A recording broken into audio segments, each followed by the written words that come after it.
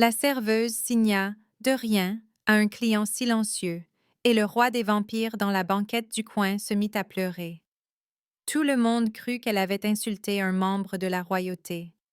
Ce qu'ils ignoraient, c'est que son fils muet n'avait jamais eu de conversation avec un étranger auparavant, et que le roi brûlerait son royaume jusqu'aux cendres avant de la laisser partir.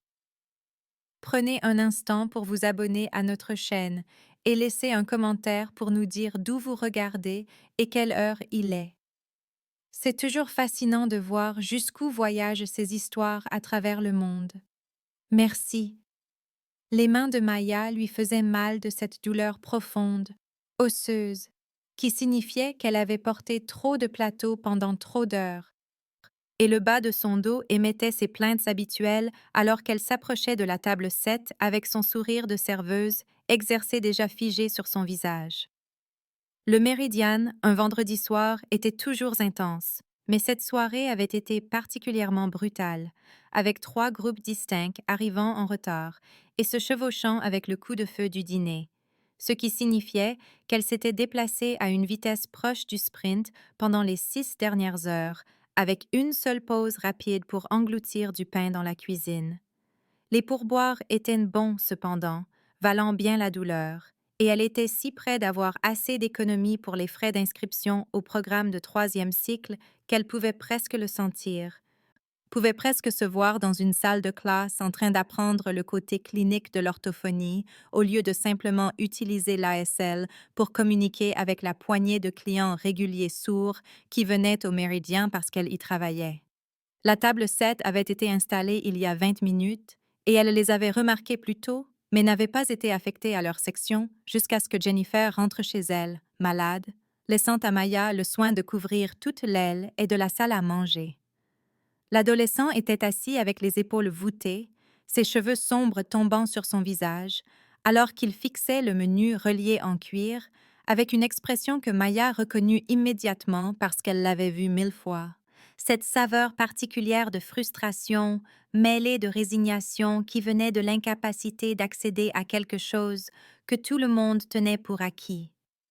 Son compagnon, un homme à l'air sévère d'une 50aine d'années, portant un costume qui coûtait probablement plus cher que le loyer mensuel de Maya, avait son téléphone collé à l'oreille et parlait d'un ton rapide et sec qui suggérait qu'il trouvait l'appel et le garçon tout aussi fastidieux.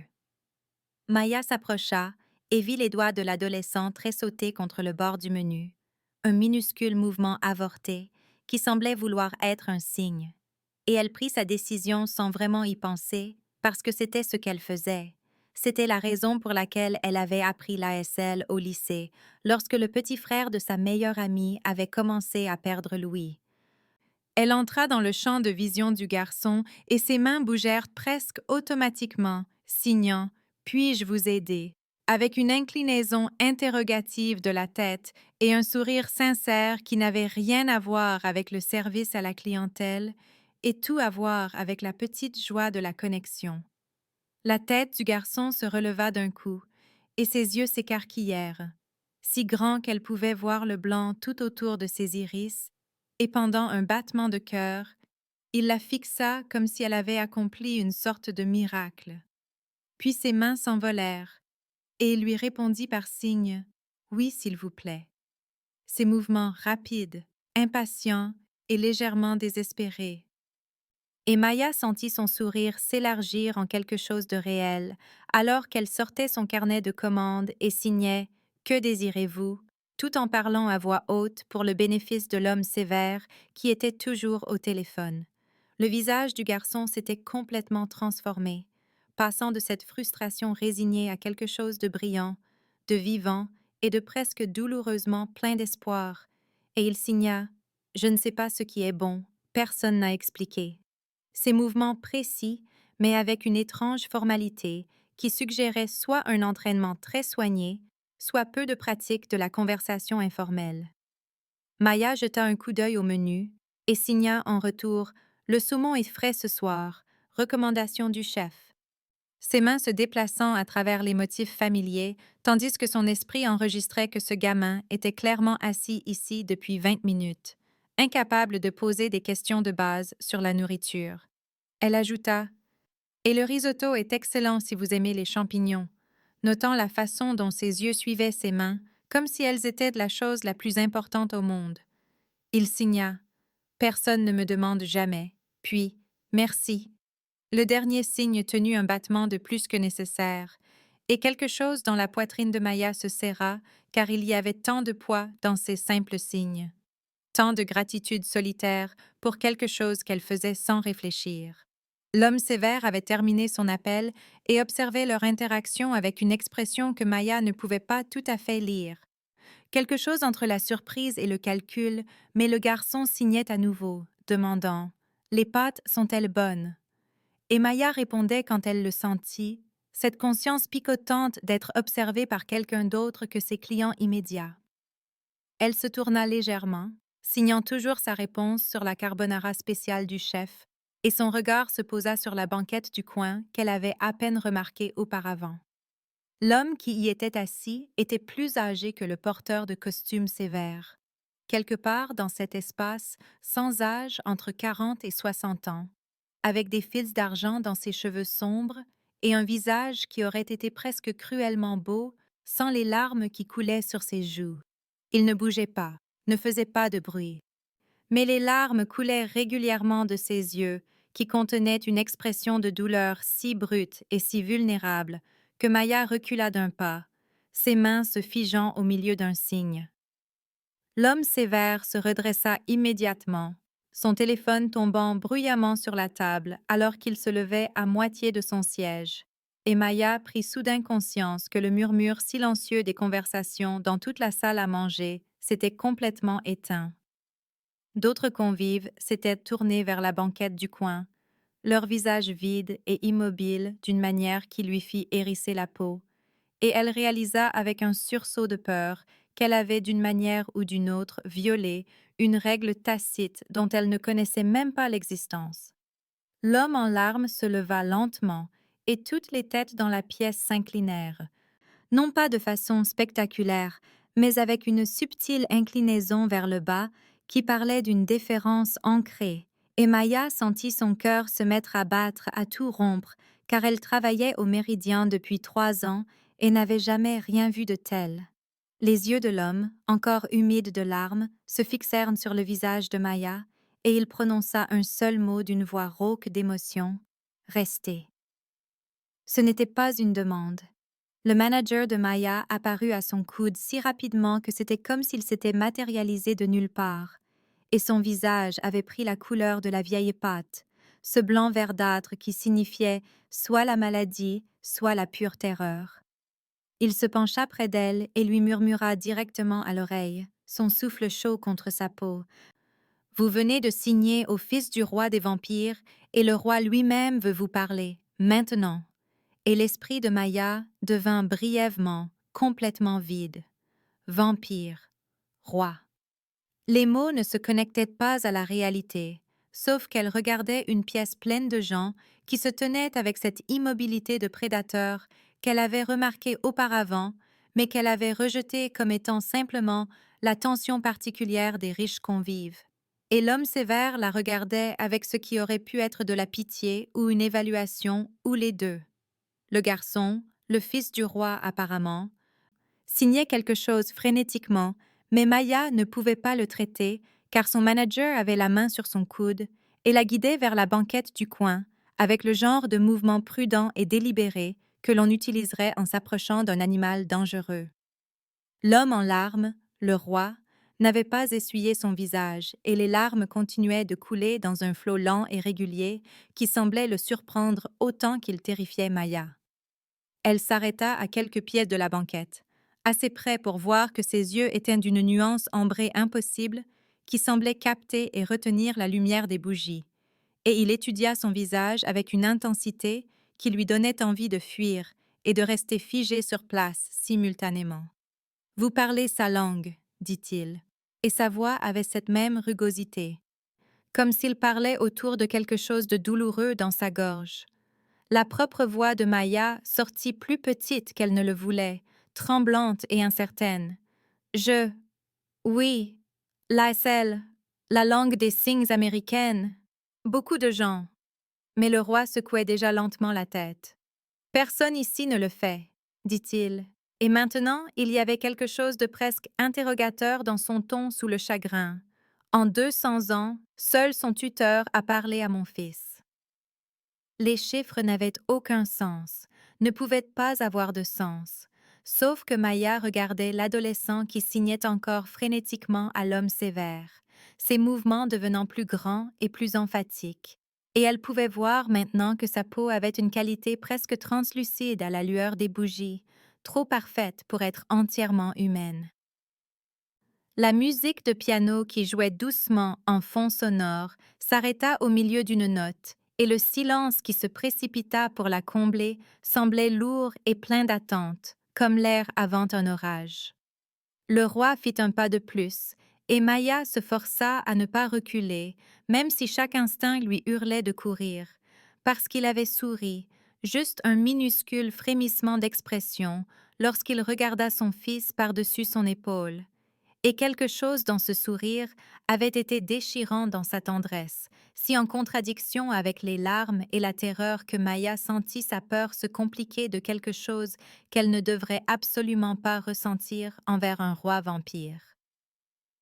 Depuis combien de temps connaissez-vous la langue des signes? Demanda-t-il, sans toujours essuyer son visage. Et Maya réussit à forcer les mots à passer la constriction dans sa gorge. 10 ans, depuis le lycée, j'économise pour des études supérieures en orthophonie. Quelque chose changea dans son expression à ce moment-là, une sorte de calcul se produisant derrière ses yeux impossibles, et il hocha la tête une fois, comme si elle avait confirmé quelque chose d'important. Le garçon avait abandonné l'homme sévère et signait à nouveau à Maya, de grands mouvements évidents destinés à être vus de l'autre côté de la pièce. Père pleure jamais. Et Maya regarda de nouveau le roi juste à temps pour le voir se détourner légèrement, la mâchoire serrée. Le propriétaire du Méridien, M. Chen, s'était matérialisé près de la banquette et parlait à voix basse et déférente à quelqu'un que Maya ne pouvait pas voir.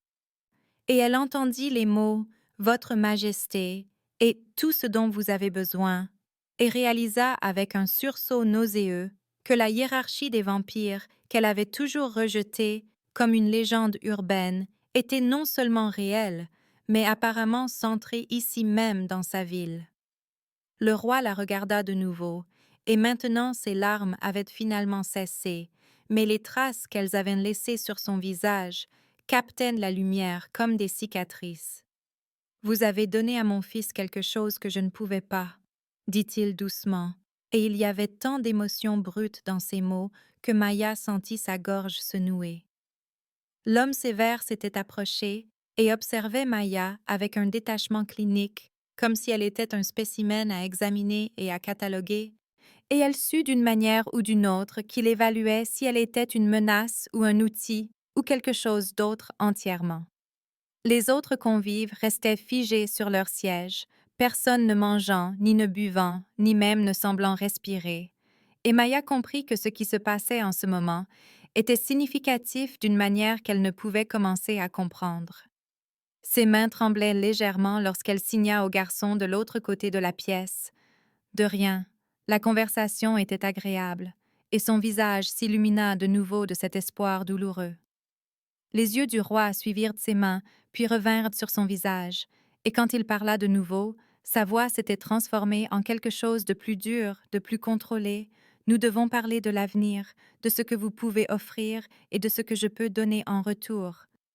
Et Maya réalisa que son simple acte de gentillesse venait de la plonger dans un monde où elle n'avait jamais voulu entrer, un monde où les vampires étaient réels et les rois pleuraient et les garçons solitaires passaient des siècles sans conversation, un monde où ses plans soigneusement élaborés pour des études supérieures et une vie normale venaient de devenir infiniment plus compliqués qu'elle ne l'avait jamais imaginé. Maya avait pris 2 bus et dépensé 43 $ pour un Uber qu'elle ne pouvait absolument pas se permettre pour atteindre le domaine de Thornwood. Regardant les maisons devenir progressivement plus grandes et plus espacées, tandis que le chauffeur serpentait à travers des rues qui n'apparaissaient pas sur Google Maps avec leur précision habituelle. Le domaine lui-même apparut soudainement au détour d'un virage, des grilles en fer à la fois élégantes et menaçantes s'élevant à 15 pieds de haut, des caméras montées à des intervalles qui suggéraient une sécurité de niveau militaire plutôt qu'une simple protection domestique. Le garde qui vérifia son identité se déplaça avec la même fluidité étrange qu'elle avait remarquée chez les convives du Méridian, trop fluide pour être entièrement humain, et Maya sentit son pouls s'accélérer alors que les grilles s'ouvraient silencieusement pour révéler une allée qui serpentait à travers des terrains entretenus sur ce qui devait être au moins un quart de mille. Le manoir au bout ressemblait à quelque chose transplanté d'un domaine européen, tout en pierre et hautes fenêtres et détails architecturaux qui parlaient de siècles plutôt que de décennies. Et Maya serra plus fort son sac en bandoulière usée alors que le chauffeur d'Uber laissa échapper un léger sifflement et dit « Madame, quel que soit cet entretien d'embauche, vous avez intérêt à le réussir. » Elle voulait rire parce que « entretien d'embauche » était un terme si inadéquat pour ce dans quoi elle s'engageait. Mais sa gorge était trop serrée et ses mains transpiraient déjà alors qu'elle montait les marches de pierre vers des portes qui mesuraient facilement 12 pieds de haut.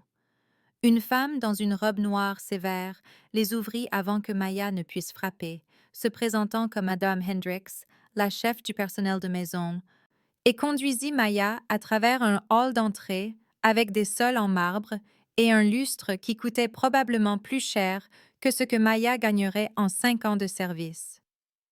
L'intérieur était exactement ce que Maya avait attendu et en quelque sorte pire, tout en bois sombre et en art inestimable, et ce genre de silence qui venait de pièces trop grandes et trop vides, comme se promener dans un musée après les heures d'ouverture. Madame Hendricks l'amena dans un salon où Dorian attendait, debout près des fenêtres qui donnaient sur des jardins trop parfaits pour être réels, et quand il se tourna pour lui faire face, Maya ressentit le même sursaut de peur et d'attirance qu'elle avait éprouvé au restaurant, son visage sculpté dans une expression de courtoisie contrôlée qui ne cachait pas tout à fait quelque chose de plus brut en dessous. Il lui désigna une chaise et Maya s'assit, se forçant à ne pas se percher nerveusement sur le bord, même si chaque instinct lui hurlait de rester prête à fuir. L'homme sévère du restaurant, Marcus apparemment, se tenait légèrement derrière et à gauche de la chaise de Dorian, et Maya remarqua qu'il était positionné pour observer à la fois elle et la porte simultanément. Dorian commença à parler sans préambule, sa voix formelle et précise, alors qu'il exposait une offre qui fit tourner la tête de Maya. Vivre sur le domaine en tant que compagne et tutrice de Lucien, lui apprendre à naviguer dans le monde humain, à développer sa langue des signes et à l'aider à se connecter avec les autres, 200 000 $ par an, plus le gîte et le couvert et toutes les dépenses couvertes. Les chiffres étaient obscènes. Plus d'argent que Maya n'avait jamais imaginé gagner, plus d'argent que sa mère n'en avait gagné au cours des 3 meilleures années de sa carrière d'infirmière combinée. Marcus sortit un dossier en cuir de quelque part et le posa sur la table basse entre eux, l'ouvrant pour révéler un contrat qui devait faire au moins 47 pages, un texte juridique dense dans une police de caractère qui suggérait que personne ne s'attendait à ce qu'il soit réellement lu.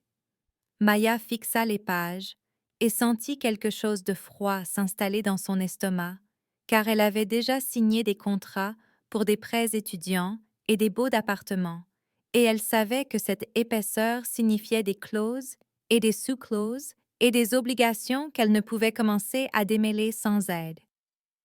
Elle leva les yeux vers Dorian et le trouva en train de la regarder avec une expression d'attente polie, anticipant clairement un accord immédiat, et quelque chose en Maya se hérissa à cette supposition malgré sa terreur.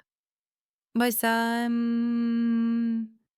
j'ai besoin de temps pour lire ceci, » dit-elle, sa voix plus stable qu'elle ne le sentait, et vit la surprise vaciller sur son visage avant que ses traits ne redeviennent neutres.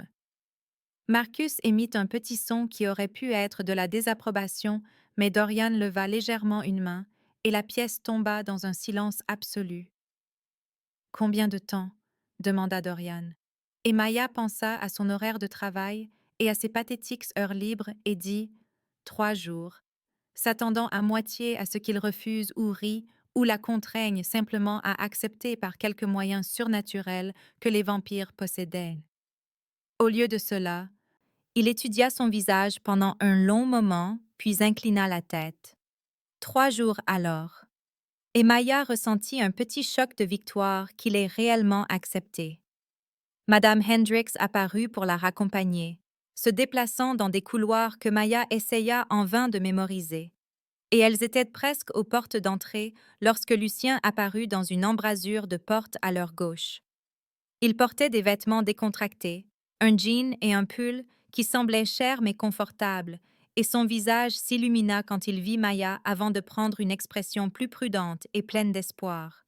Ses mains bougèrent en signes rapides et précis. « S'il te plaît, reste, s'il te plaît ». Et Maya sentit sa poitrine se serrer car il y avait tant de besoin à nu dans ces simples signes. Tant de désespoir solitaire d'un garçon qui avait passé 2 siècles sans conversation. Elle signa en retour « J'y réfléchis, je promets », et regarda son visage passé par le soulagement et l'anxiété avant que Madame Hendricks ne guide doucement mais fermement Maya vers la sortie. Le trajet de retour en Uber coûta 43 $ de plus, et Maya le passa à regarder son téléphone. Ouvrit Google avant de pouvoir se remettre en question et tapa Dorian Ashford. Les résultats étaient étonnamment rares pour quelqu'un d'une richesse apparente. Juste des communiqués de presse aseptisés sur des dons philanthropiques et des conseils d'administration de charité, quelques mentions dans les pages mondaines des années 80 et 90, des références à une vieille fortune et un héritage mais rien de concret sur la source ou le montant. Elle essaya d'ajouter « vampire » à la recherche et se retrouva à tomber dans un terrier de forums et de Phil's Reddit, des gens débattant pour savoir si le traité de 1842 était réel ou une légende urbaine, si le roi du Covenant nord-américain existait vraiment ou était juste une histoire de croque-mitaine que les vampires racontaient pour tenir les plus jeunes en bride. Elle trouva une photographie granuleuse datée de 1924. Un groupe d'hommes en costume d'époque debout devant ce qui ressemblait à un bâtiment gouvernemental, et son sang se glaça, car l'homme troisième en partant de la gauche était incontestablement Dorian, même visage, même allure, exactement comme il était il y a 3 heures dans son salon. Elle trouva 3 articles de presse s'étalant sur 60 ans sur des personnes qui étaient mortes ou avaient disparu après avoir prétendument contrarié quelqu'un de puissant dans la communauté surnaturelle, tous officiellement classés comme des accidents ou des suicides, tous contenant la même phrase dans les dépositions de témoins. Il les a simplement regardés et ils ont su. Les mains de Maya tremblaient quand elle rentra à l'appartement qu'elle partageait avec Jess, qui jeta un coup d'œil à son visage et exigea toute l'histoire. Maya lui raconta tout, tandis que les yeux de Jess s'écarquillaient progressivement. Et quand Maya eut terminé, sa colocataire dit sèchement « Tu ne peux pas sérieusement envisager ça. C'est un roi vampire littéral et tu vivrais dans sa maison. » Maya voulait argumenter, voulait expliquer que c'était plus compliqué que ça, mais à la place, elle sortit ses relevés de prêts étudiants avec leurs projections joyeuses de 30 ans de paiement, ses factures de carte de crédit avec leur paiement minimum qu'elle pouvait à peine effectuer, et l'avis d'expulsion qu'elle avait caché dans le tiroir de son bureau, leur donnant 30 jours pour payer 3 mois de loyer en retard ou partir. Jess se tut, regardant les chiffres, et dit finalement « D'accord, je comprends pourquoi tu es tentée, mais Maya, c'est de la folie.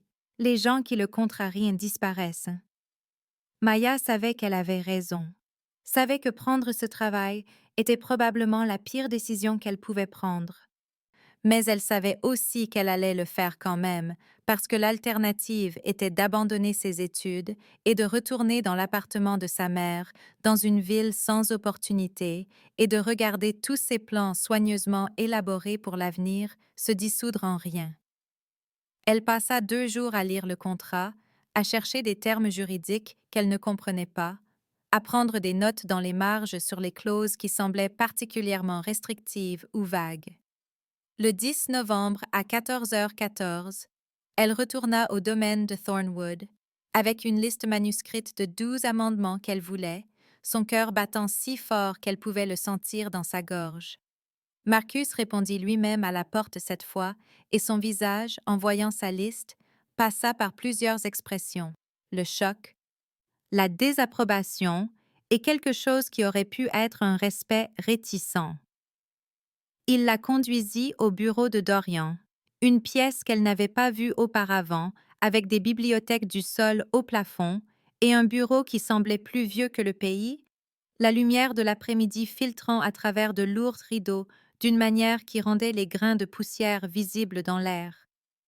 La pièce sentait le cuir, le vieux papier et le tabac à pipe, aurait dû sembler chaleureuse et habitée, mais ressemblait plutôt à une exposition de musée, soigneusement préservée, mais pas réellement habitée.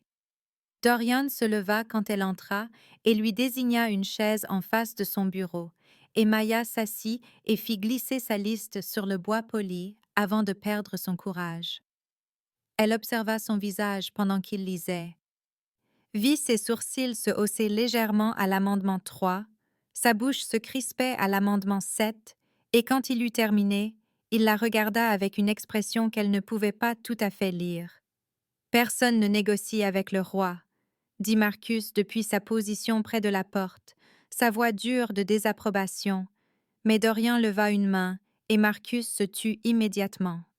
« Amendement 7, dit Dorian, lisant à haute voix.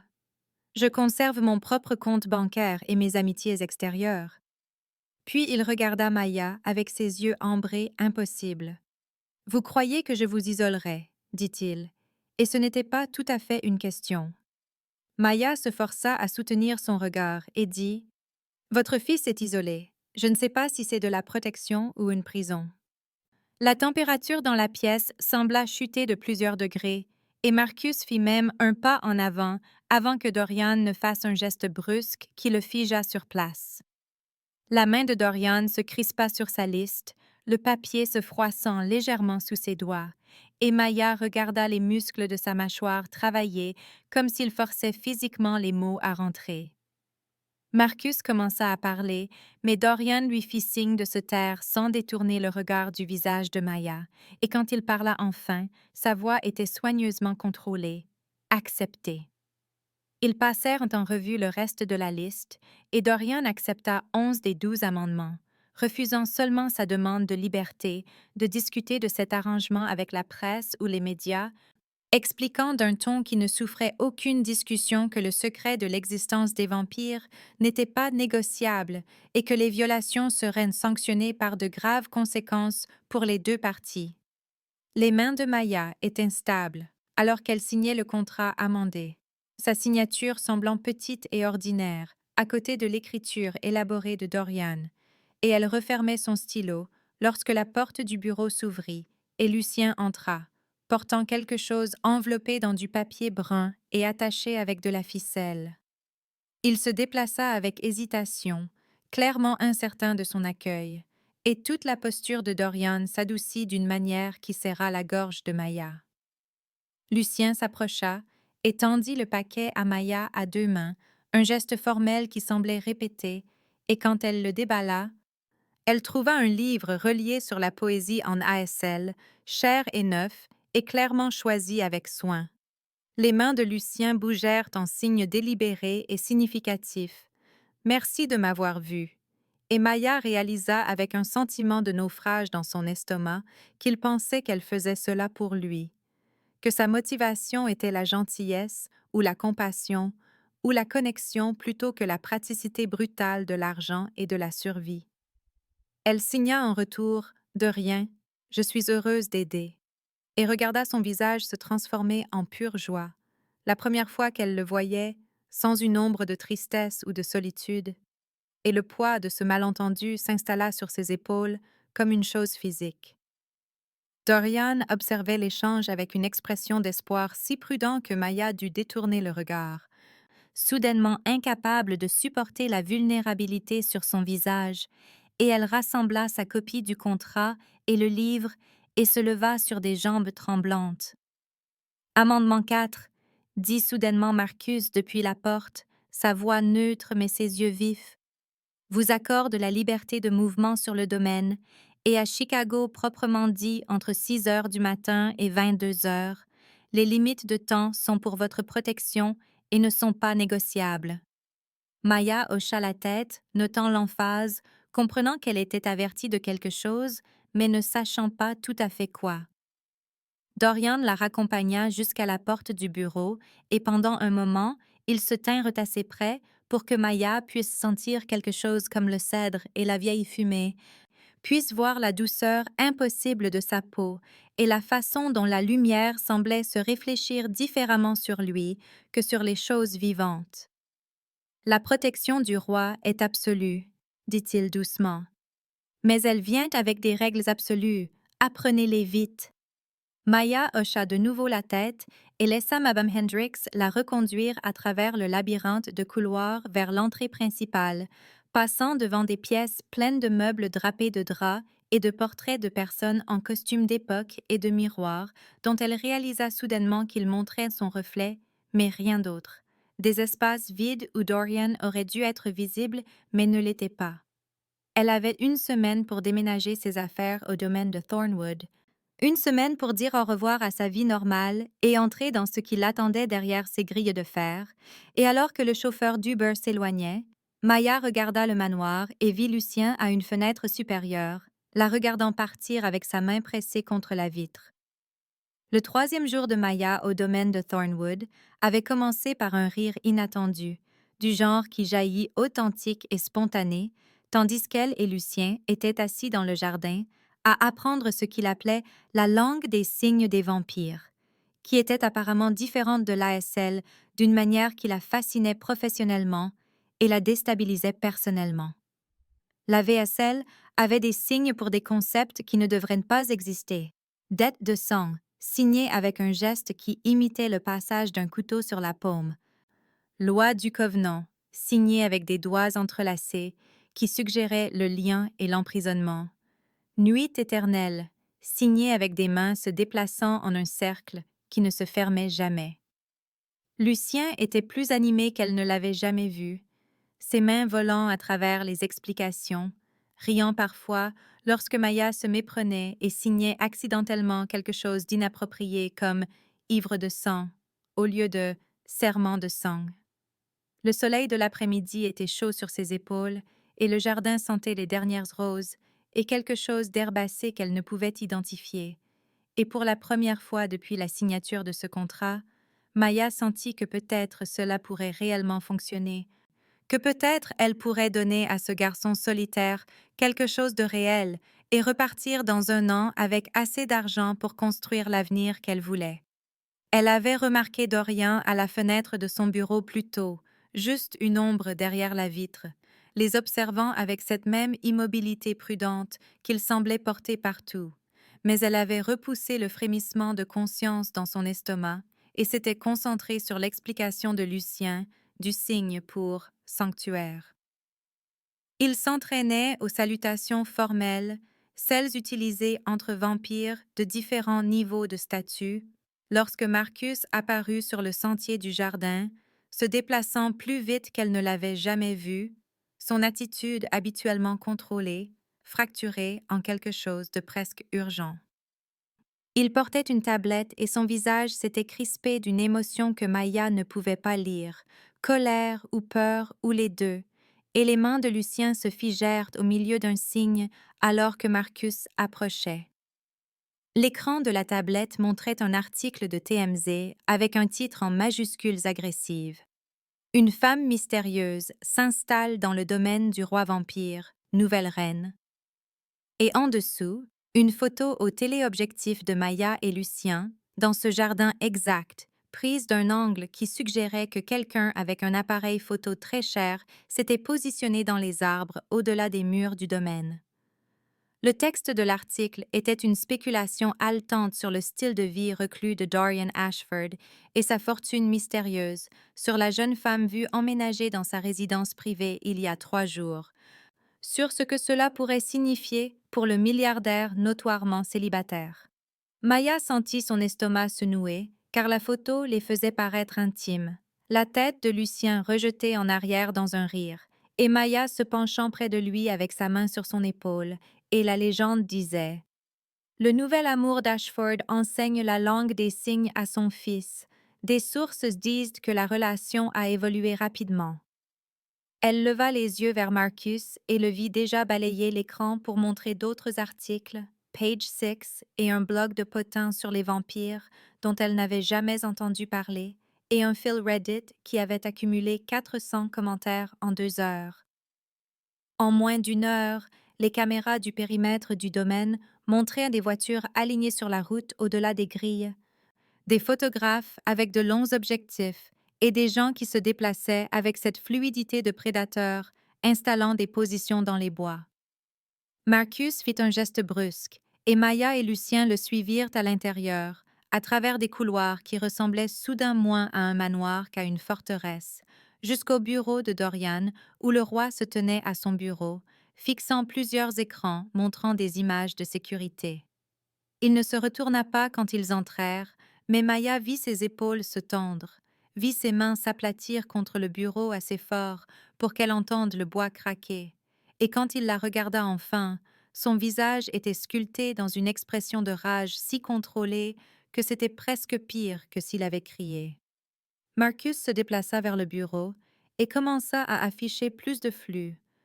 Des caméras montrant la brèche du périmètre et les paparazzis et 3 voitures noires avec des plaques que Maya ne reconnaissait pas, garées devant les grilles comme si elles en avaient tout à fait le droit. Plaque diplomatique du Covenant, dit Marcus d'un ton plat, et la mâchoire de Dorian se serra davantage. Maya voulait demander ce que cela signifiait, mais Marcus parlait déjà. Sa voix sèche et professionnelle, alors qu'il expliquait que selon la loi du Covenant, si Dorian était perçue comme ayant une consort humaine, elle devait être formellement présentée au Conseil du Covenant dans les 72 heures et réussir leur épreuve de mérite ou être retirée de façon permanente. Le mot « retirer » atterrit dans la pièce comme un poids physique, et Maya sentit la glace se répandre dans sa poitrine, car elle comprenait l'euphémisme quand elle l'entendait, comprenait que « retirer » signifiait « tuer ». Dorian commença à faire les 100 pas, un mouvement si agité et si différent de son immobilité contrôlée habituelle que Maya fit un pas en arrière involontaire, et sa voix quand il parla était rauque de fureur dirigée entièrement contre lui-même. Je n'avais pas anticipé cela. Je n'ai accueilli personne chez moi depuis 1 siècle. J'avais oublié l'intérêt du Covenant pour ma vie privée. Maya retrouva enfin sa voix, et elle sortit plus dure qu'elle ne l'avait prévu. Vous avez dit que je serais en sécurité ici. Et Dorian cessa de faire les 100 pas pour la regarder, avec une expression qui était en partie de la culpabilité et en partie quelque chose de plus brut. Des menaces extérieures, dit-il, je n'avais pas anticipé que la politique interne bougerait si vite. Marcus afficha un autre écran et commença à lire de ce même ton professionnel, décrivant les 3 parties de l'épreuve avec le détachement de quelqu'un décrivant un bulletin météo plutôt qu'une torture potentielle. L'épreuve de loyauté, dit-il, garantit que l'humaine n'a pas d'agenda caché ou d'allégeance extérieure qui pourrait compromettre la sécurité du Covenant. L'épreuve de résistance à la douleur, continua-t-il, démontre la capacité de l'humaine à garder des secrets sous la contrainte. Et la révélation, termina-t-il, prouve que l'humaine comprend la vraie nature de ce dans quoi elle est entrée et en accepte les conséquences. La bouche de Maya était devenue sèche, et elle dut forcer la question à sortir. Qu'est-ce que ça veut dire, l'épreuve de résistance à la douleur? Et Marcus regarda Dorian qui s'était détourné pour fixer les fenêtres zébrées de pluie. Cela implique de l'argent et du feu, dit Dorian doucement. Les faiblesses des vampires utilisées pour tester la résolution humaine, pour s'assurer que vous ne craquerez pas sous la pression et ne révélerez pas notre existence. Maya sentit la pièce tanguer légèrement et s'agrippa au dossier d'une chaise pour se stabiliser, essayant de comprendre qu'on lui disait qu'elle serait torturée pour prouver qu'elle pouvait garder des secrets qu'elle n'avait appris que 3 jours auparavant sur un monde où elle n'avait jamais demandé à entrer. Et si j'échoue? Demanda-t-elle, et sa voix lui parut lointaine. Dorian se retourna, et son visage était soigneusement vide, sauf pour ses yeux qui contenaient quelque chose qui ressemblait presque à du chagrin. Le Covenant a le droit d'exiger l'exécution ou l'effacement de la mémoire, dit-il. Vous oublieriez Lucien, vous oublieriez tout cela, vous retourneriez à votre vie telle qu'elle était. Lucien émit un son comme un animal blessé, et ses mains s'envolèrent en signes frénétiques. Non, non, je leur dirai de la laisser tranquille, j'expliquerai qu'elle n'est que ma tutrice, je leur ferai comprendre. Les mains de Dorian bougèrent en réponse, plus lentes et délibérées. Signan, tu n'as aucune autorité sur eux, je suis désolée. Et Maya regarda le visage du garçon s'effondrer alors qu'il comprenait son impuissance. Le bureau semblait plus petit qu'il y a quelques minutes, les murs plus proches, l'air plus mince, et Maya prit conscience à quel point elle était piégée avec la pluie qui martelait les fenêtres et les flux de sécurité montrant des gens entourant le domaine et 3 voitures noires avec des plaques diplomatiques attendant sa reddition inévitable. Elle pensa au contrat dans sa chambre à l'étage, avec tous ses amendements soigneusement préparés, la clause de sortie qu'elle avait été si fière de négocier, et réalisa avec une clarté amère que cela ne signifiait rien maintenant, car elle ne pourrait pas partir dans 2 semaines ou 2 mois ou jamais si le Covenant décidait qu'elle en savait trop.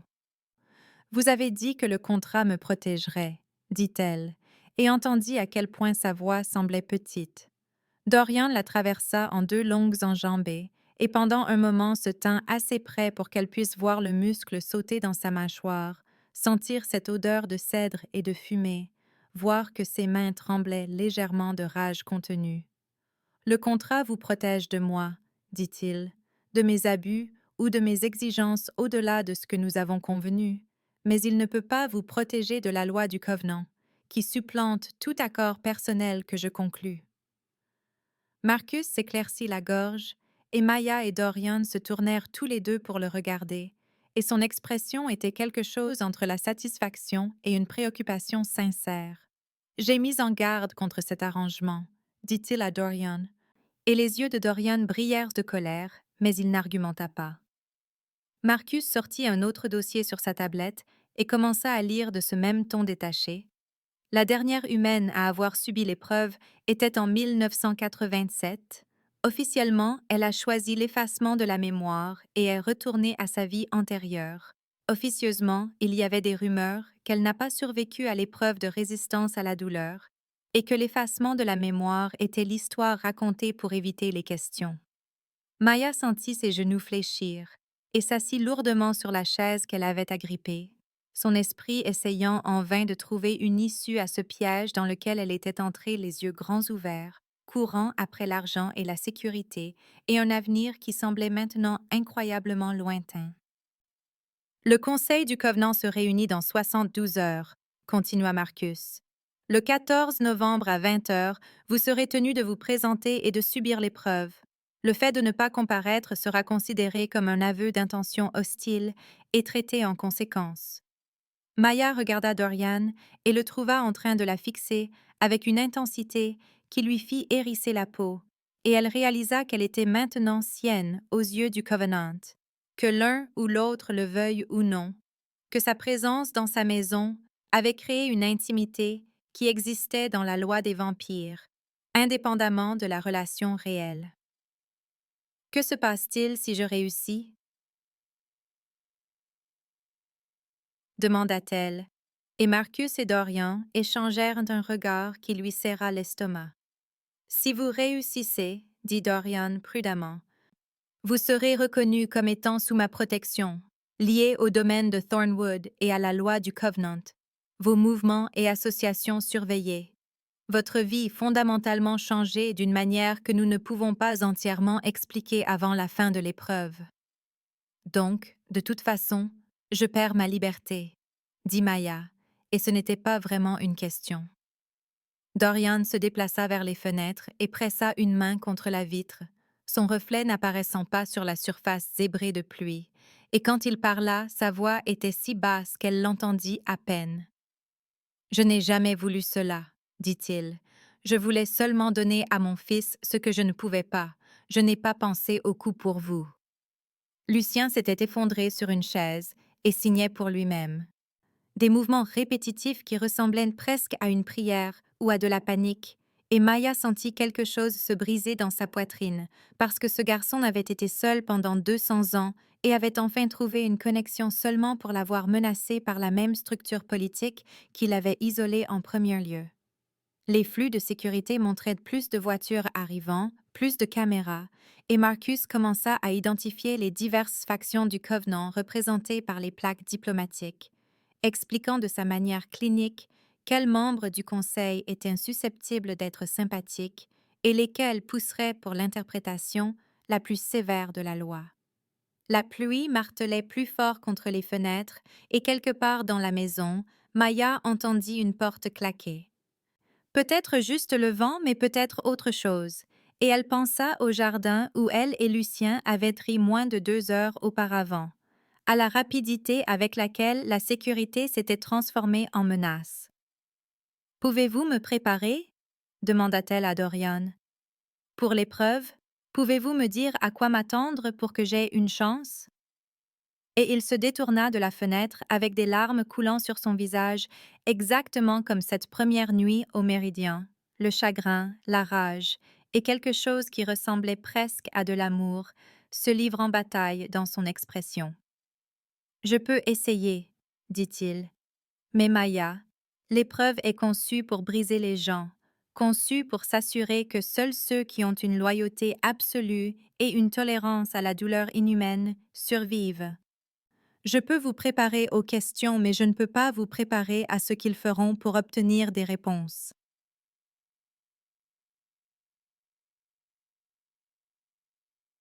Marcus afficha plus de dossiers, des archives historiques d'épreuves précédentes avec des descriptions cliniques des techniques utilisées. Et Maya se força à lire, même si ses mains commençaient à trembler.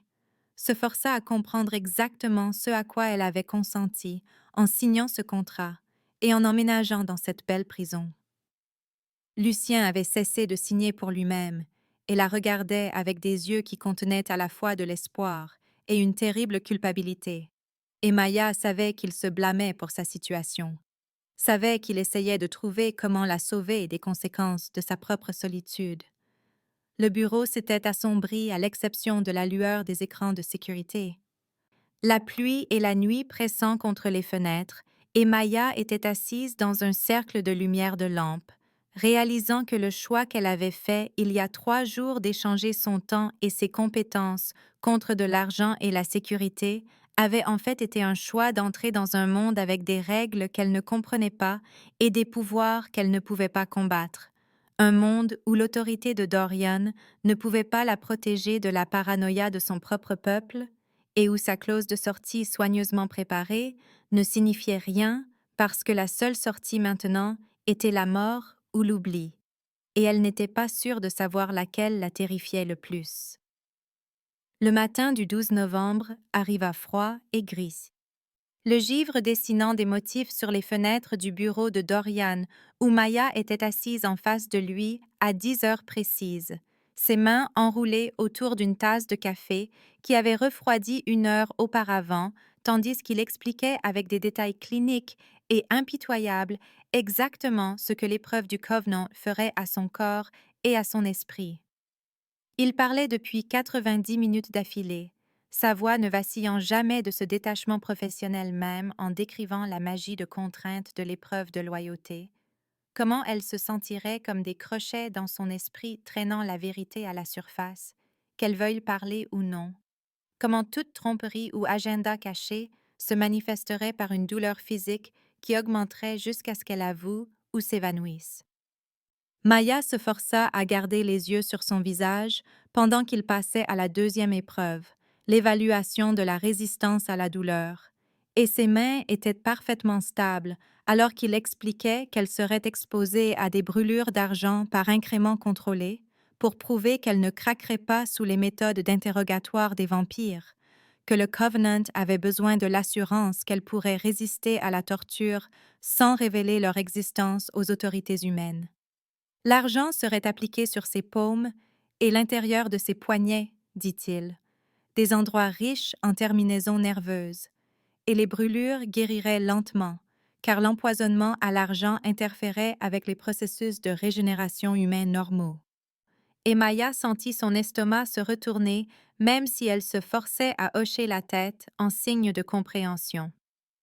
La troisième épreuve, la révélation, exigeait qu'elle démontre une connaissance suffisante de la loi et de l'histoire des vampires pour garder le secret, suivi d'un serment contraignant qui la tuerait littéralement si elle le rompait un jour, une magie tissée dans des mots qui arrêterait son cœur au moment où elle prononcerait des vérités interdites à la mauvaise personne.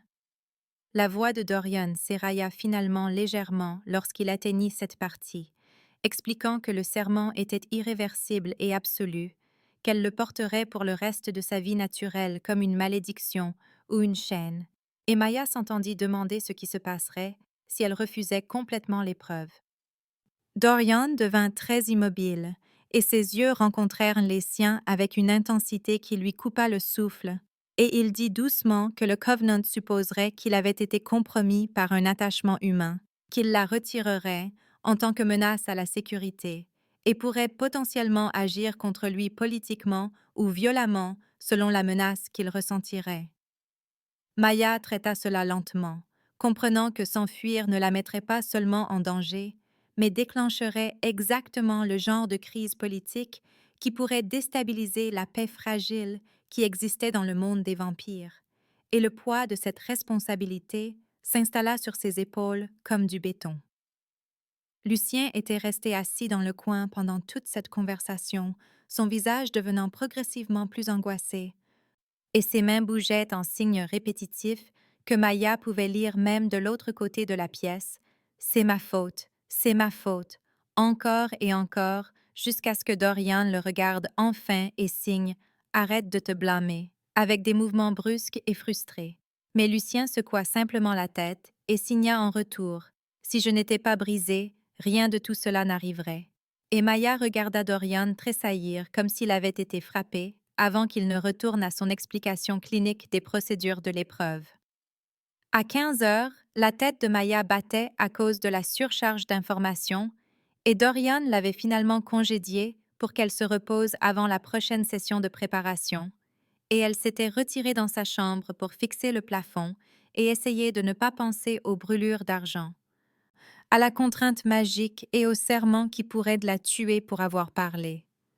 Elle a dû s'assoupir car elle se réveilla en entendant des cris dans le couloir, la voix de Marcus élevée d'alarme et celle de Dorian répondant par des ordres secs. Et le temps qu'elle descende, toute l'équipe de sécurité était mobilisée et fouillait le domaine.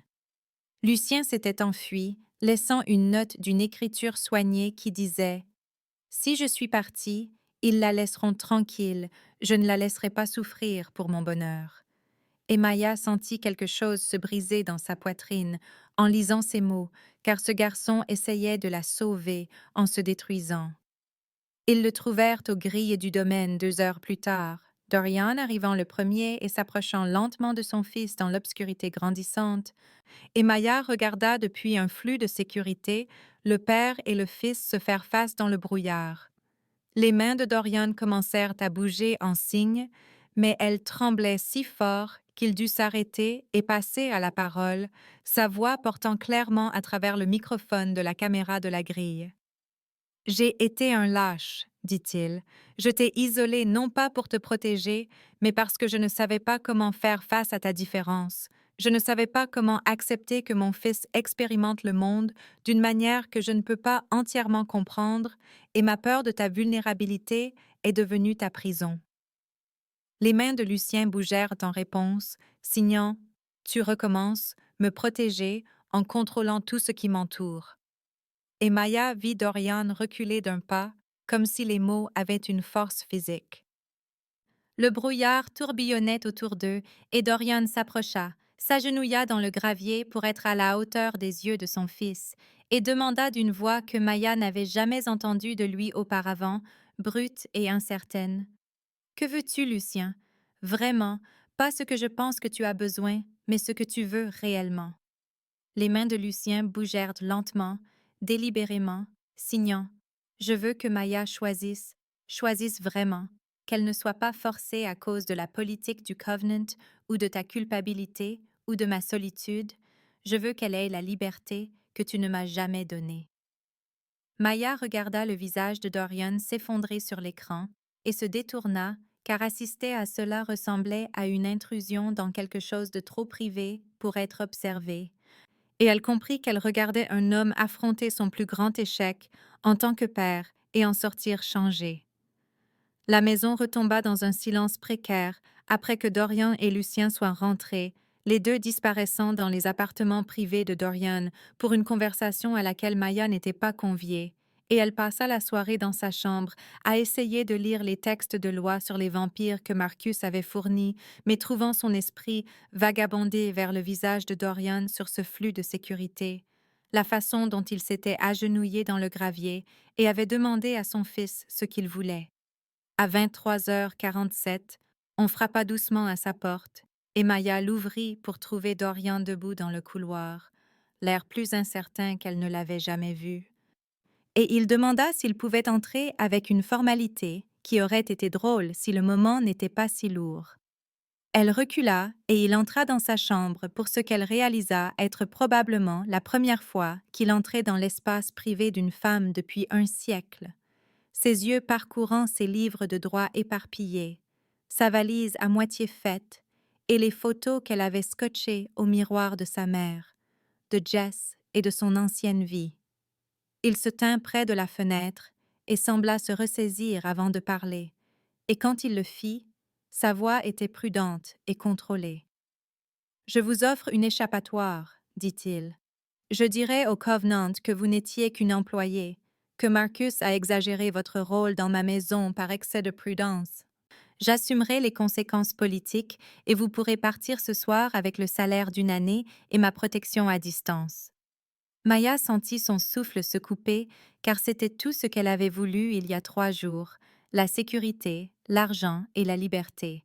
Mais Dorian parlait toujours. « J'engagerai un tuteur en langue des signes pour Lucien par les voies appropriées, dit-il. Quelqu'un approuvé par le Covenant qui pourra lui enseigner sans déclencher de complications politiques. Vous serez en sécurité et Lucien survivra, et j'endurerai comme je l'ai toujours fait. » Maya le regarda, debout à contre-jour de la lune, et demanda « Pourquoi offrez-vous cela ?» Et le contrôle de Dorian se fissura légèrement. « Parce que Lucien a raison, dit-il.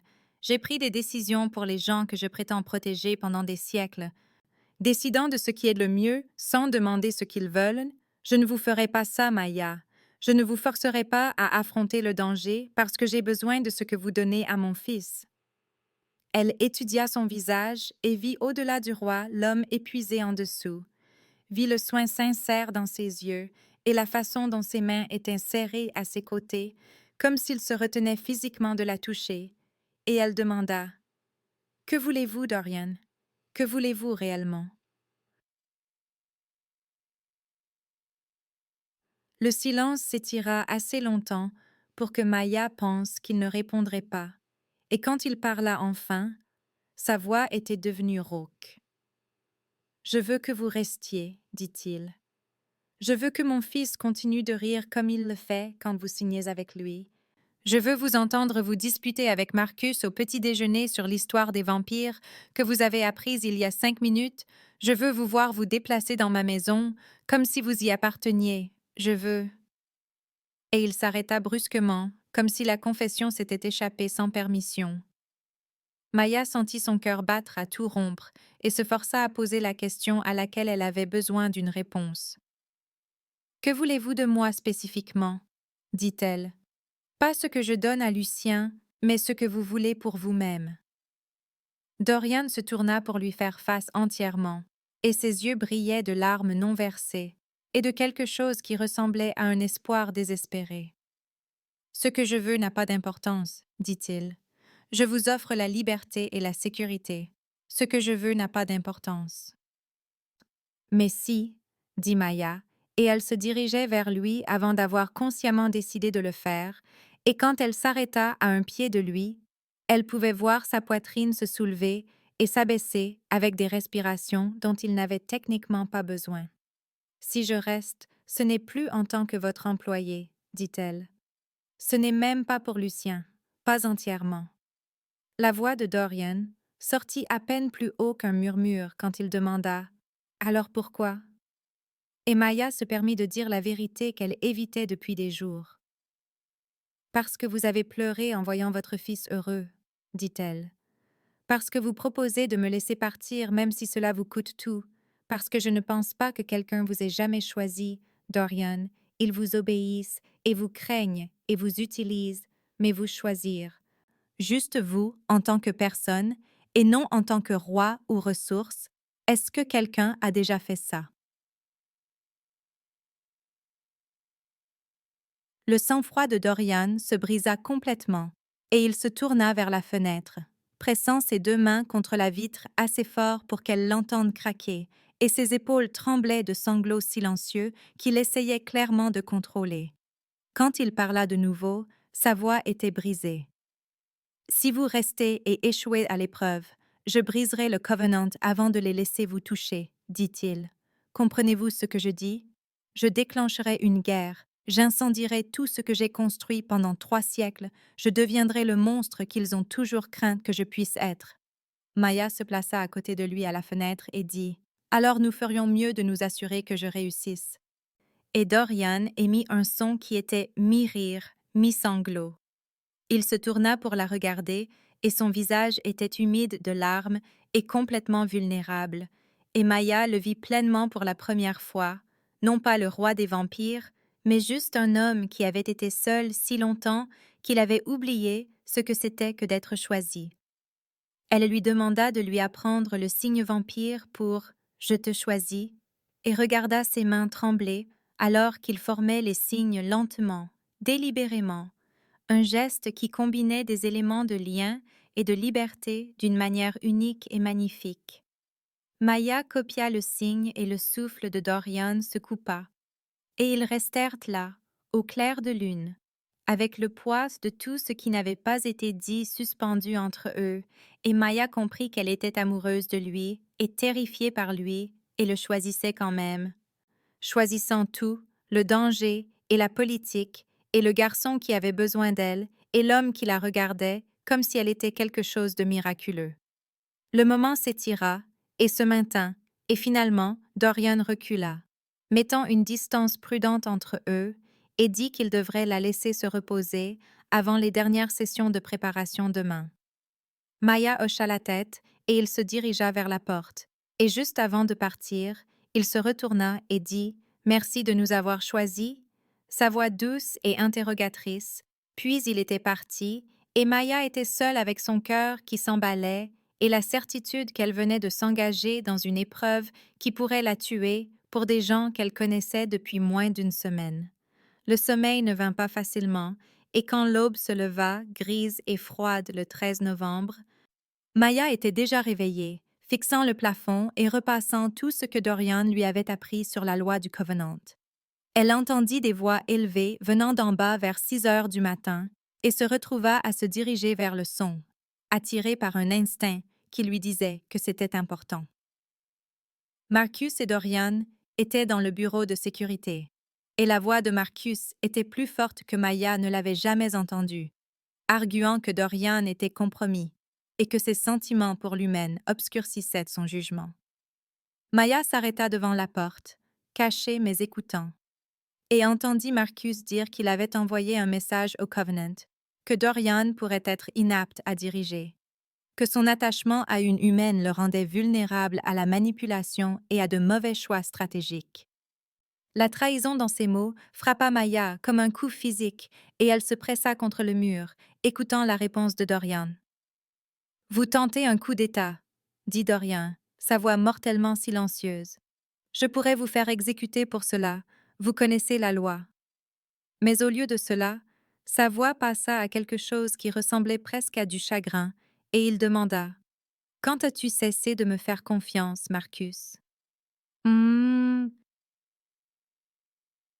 Le silence qui suivit était assez lourd pour suffoquer, et Marcus répondit finalement: Quand vous avez commencé à pleurer en public, quand vous avez laissé une humaine vous voir faible, quand vous avez oublié que les rois n'ont pas le luxe de ressentir des émotions. Maya entendit la brusque inspiration de Dorian puis des pas, et elle réussit à peine à tourner le coin avant que Marcus n'émerge, l'air satisfait et froid. Elle attendit qu'il soit parti avant d'entrer dans le bureau de sécurité, trouvant Dorian debout parmi les écrans et les surfaces dures, le visage dans les mains, et quand il leva les yeux et la vit, son expression passa par le choc et l'embarras avant de se fixer sur la résignation. Vous avez entendu, dit-il, et ce n'était pas une question. Maya hocha la tête et se plaça à côté de lui, regardant les flux de sécurité montrant le domaine dans la froide lumière du matin, et elle dit: Marcus a tort, ressentir n'est pas une faiblesse. Dorian rit amèrement et dit: Dites cela au conseil du Covenant dans 36 heures. Dites-leur que leur roi pleure à cause de la gentillesse humaine, et voyez combien de temps je reste roi. Maya se tourna pour lui faire face et dit: Je me fiche d'eux. Je me soucie de vous et de Lucien, et de m'assurer que nous survivions tous à cela. Dorian la regarda comme si elle avait dit quelque chose dans une langue qu'il se souvenait à peine, et il tendit lentement la main pour toucher son visage, sa main froide et douce contre sa joue. Nous survivrons à cela, dit-il. Je vous le promets, quel qu'en soit le coût. Maya se pencha contre son contact juste un instant avant de reculer, car ils savaient tous les deux que cela ne pouvait pas aller plus loin. Pas encore, pas avant la fin de l'épreuve, lorsque le paysage politique aurait changé, et qu'ils sauraient si elle survivrait aux 2 prochains jours. La maison semblait différente après cela, alourdie par la trahison de Marcus et le compte à rebours vers l'épreuve du Covenant. Et Maya passa la journée en préparation finale, tandis que Dorian gérait les manœuvres politiques nécessaires pour entrer dans l'épreuve avec des ennemis dans sa propre maison. Et quand la nuit tomba le 13 novembre, Maya était allongée dans son lit, signant « Je te choisis » encore et encore, jusqu'à ce que ses mains se crispent, pratiquant le geste que Dorian lui avait appris comme une prière ou une promesse, sachant que dans moins de 30 heures, elle affronterait l'argent, le feu et la contrainte magique pour avoir la chance de rester avec une famille qu'elle avait choisie et qu'il avait choisie en retour. La crypte sous l'hôtel de ville de Chicago sentait le sang séché, l'argent et la pierre qui n'avaient jamais vu la lumière du jour. Et le souffle de Maya sortait en nuages visibles alors qu'elle descendait l'escalier en fer derrière Dorian à 20 heures précises le 14 novembre, son bras brûlé palpitant sous le bandage qu'elle avait enroulé après la dernière séance de préparation de ce matin. L'espace avait été une chambre forte de banque dans les années 1920 et conservait encore ce sentiment de confinement et de sécurité, des murs de 3 pieds d'épaisseur et un plafond renforcé de poutres en fer qui donnaient à Maya l'impression d'être enterrée vivante. Des lampes à gaz fournissaient la seule lumière, car l'électricité était interdite dans les procédures formelles du Covenant, une tradition visant à maintenir le lien avec les anciennes coutumes, et les flammes vacillantes projetaient des ombres qui se déplaçaient comme des êtres vivants sur les murs de pierre. 7 membres du conseil étaient assis sur des chaises surélevées, disposées en demi-cercle, regardant le cercle de sel sur le sol où Maya comprenait qu'elle se tiendrait pour le jugement, et leurs visages étaient uniformément froids et scrutateurs, des prédateurs évaluant une proie potentielle. Marcus se tenait à la droite de la chaise de Dorian, son visage soigneusement neutre, mais Maya surprit l'éclat de satisfaction dans ses yeux et sut qu'il anticipait son échec. Il avait été interdit à Lucien d'assister, mais Maya l'avait vu dans le couloir avant qu'il ne descende, ses mains signant « Reste en sécurité, rentre à la maison, s'il te plaît, rentre à la maison ». Et elle avait signé en retour « Je promets », même si elle n'avait aucune idée si elle pourrait tenir cette promesse. Dorian la guida jusqu'au cercle de sel avec une main sur son coude, son contact froid à travers sa manche, et il se pencha assez près pour murmurer: « Vous n'êtes pas obligé de faire ça. Nous pouvons partir maintenant. Je gérerai les conséquences. » Mais Maya secoua la tête, car ils savaient tous les deux que partir signifierait la guerre, et que l'isolement de Lucien deviendrait absolu, et que tout ce qu'ils avaient construit la semaine passée s'effondrerait. Alors elle entra dans le cercle et sentit le sel s'activer avec un picotement de magie contre sa peau. Le conseiller Voss, un vampire ancien aux yeux comme des éclats de glace noire, parla le premier d'une voix qui portait clairement malgré la mauvaise acoustique de la crypte, expliquant que l'épreuve de loyauté placerait Maya sous contrainte et qu'elle répondrait à toutes les questions avec sincérité ou ferait face à un rejet immédiat.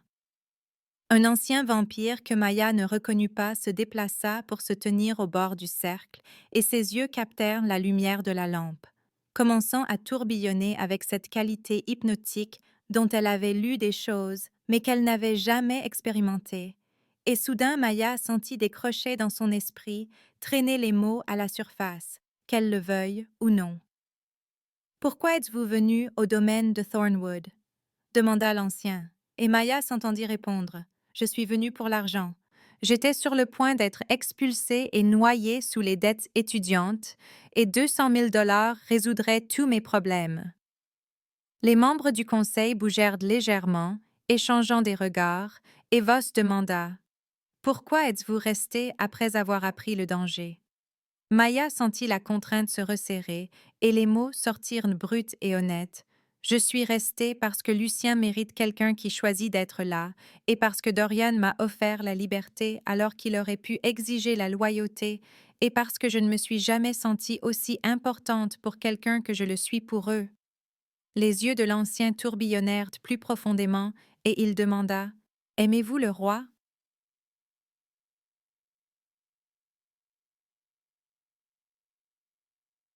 Et Maya voulut résister, mais ne le put pas, la vérité jaillissant avant qu'elle ne puisse l'arrêter.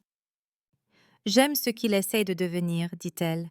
J'aime qu'il apprenne à lâcher le contrôle. J'aime qu'il pleure quand il est dépassé, parce que cela signifie qu'il ressent enfin après des siècles d'engourdissement. J'aime son fils et j'aime l'homme qu'il est quand il est avec son fils. » Le conseiller Voss se pencha en avant, et sa voix devint vive de scepticisme. « Pourquoi devrions-nous croire qu'une humaine choisit cette vie librement? Vous admettez être venu pour l'argent. » Maya regarda directement Dorian et sentit la contrainte se desserrer juste assez pour qu'elle puisse choisir ses mots avec soin. « Parce que j'avais une issue, dit-elle. Il m'en a offert une la nuit dernière, la sécurité, l'argent et la liberté de tout cela. Et j'ai dit non. » L'une des autres conseillères, une femme aux cheveux d'argent, demanda: « Quelle preuve pouvez-vous offrir de ce choix? » Et Maya leva les mains et signa en VSL pour qu'ils comprennent tous: « Je vous choisis, je choisis votre fils, je choisis ce danger. » Les signes étaient délibérés, formels et contraignants d'une manière que l'ASL n'était pas, et elle regarda le visage de Dorian se transformer avec quelque chose entre le chagrin et l'émerveillement. La contrainte se relâcha et Maya chancela légèrement, les crochets dans son esprit se retirant d'un coup, et le conseiller Voss conféra brièvement avec les autres avant d'annoncer qu'elle avait réussi la première épreuve. Le soulagement de Maya dura exactement le temps qu'il fallut à un autre conseiller pour se lever et s'approcher du cercle en portant un fer à marquer en argent qui rougeoyait d'une chaleur récente, expliquant d'une voix dépourvue d'inflexion que l'épreuve de résistance à la douleur prouverait si elle pouvait supporter la torture sans craquer, si les secrets des vampires seraient en sécurité, si elle était un jour capturée et interrogée par les autorités humaines ou des factions surnaturelles rivales. Le fer mesurait peut-être 3 pouces de long, une simple marque qui brûlerait profondément, et on dit à Maya qu'elle devait le tenir contre son avant-bras pendant un compte de 10 sans crier, ou elle échouerait. Dorian émit un son bas dans sa gorge qui était presque un grognement, et ses mains agrippèrent les bras de sa chaise assez fort pour que Maya entende le bois se fendre, mais il resta assis, car interrompre signifierait son échec automatique. Le conseiller avec le fer s'avança jusqu'au bord du cercle et le tendit vers Maya. Et elle se força à tendre son bras déjà brûlé, le bandage retiré pour cette épreuve, et pressa l'argent contre sa peau. La douleur fut immédiate et cataclysmique, rien à voir avec les brûlures de préparation que Dorian lui avait infligées, qui avaient été terribles mais contrôlées. Celle-ci était conçue pour détruire, et Maya sentit sa vision blanchir sur les bords. Un, compta le conseiller, et Maya se mordit la langue assez fort pour goûter le sang car crier signifiait l'échec. Deux, et l'argent brûlait plus profondément, elle pouvait sentir sa propre chair griller. Trois, et des larmes coulaient sur son visage, mais elle garda le silence. Quatre, et ses genoux commencèrent à fléchir. Cinq, et elle tremblait si fort que ses dents claquaient. Six, et le monde bascula sur le côté. Sept, et tout devint noir alors qu'elle s'évanouissait, le fer tombant de ses doigts inertes.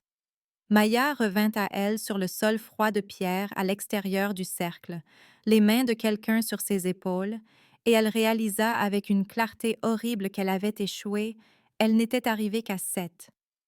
Dorian était maintenant debout, ses yeux complètement noirs et ses crocs entièrement sortis, un prédateur à peine retenu d'attaquer le conseil, et Marcus s'était positionné entre Dorian et les conseillers, comme s'il se préparait à les défendre. Maya se releva malgré l'agonie hurlante dans son bras, et sa voix sortit rauque, mais claire. Encore. La crypte devint absolument silencieuse, et chaque vampire dans la pièce se tourna pour la fixer. « Vous vous êtes évanoui, dit Voss. L'épreuve est un échec. » Maya secoua la tête et se mit sur ses pieds, chancelante mais droite. « Les règles disent que je dois le tenir pendant un compte de 10 sans crier, dit-elle. Elles ne disent pas que je ne peux pas m'évanouir, je n'ai pas crié, je veux réessayer. » Dorian émit un son qui était de la pure angoisse, mais Maya l'ignora, retournant dans le cercle et tendant son bras ruiné vers le conseiller avec le fer. Il regarda Voss qui réfléchit un long moment avant de hocher la tête une fois, et le fer fut réchauffé jusqu'à ce qu'il rougeoie de nouveau. Maya le pressa contre son bras juste à côté de la première brûlure, et cette fois elle compta avec le conseiller. 1, 2, 3, 4, 5, les nombres devenant un mantra. 6, 7, 8. Sa vision se rétrécissant mais restant consciente par pure force de volonté. 9, presque là. 10.